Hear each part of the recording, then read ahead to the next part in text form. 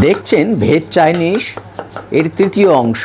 আমরা এই অবস্থায় দেখেছিলাম যে ওগুলো শর্টে করে নিয়ে বড়াগুলো ছেড়ে একটু নানা রকম সস, ভিনিগার, চিলি সস দিয়ে ওটাকে নেড়ে চেড়ে আমরা নামিয়ে রেখেছিলাম। এই যে বড়াটা, চাউমিন, এই দুটো তৈরি। এবারে তৃতীয় অংশে আমরা দেখাবো যে সুন্দর করে কী করে রোল তৈরি করতে হয়। একটু ময়দা নেন, ময়দা নিয়ে সুন্দর করে বেলুন, বেলে তার 4 কোনা করে কাটুন, কেটে সুন্দর করে সেঁকুন। সেঁকার পরে এইবার আমরা ওর মধ্যে ওই ভিনিগার, শসা যা আছে, গাজর সব কিছু দিয়ে, বিট নুন দিয়ে সুন্দর করে রোল তৈরি করব। রোল তৈরি করে ওটাকে সুন্দর করে একটু ছাঁকা তেলে ভাজবো, ভেজে মাঝামাঝি কেটে এবং ওই পাত্রে সাজিয়ে রেখে দেবো। দেখুন কী সুন্দর লাগছে। এবার কেটে সুন্দর করে খান, সবগুলো দিয়ে মিলিয়ে মিশিয়ে। দারুণ হয়ে গেল ভেজ চাইনিজ সমাপ্ত।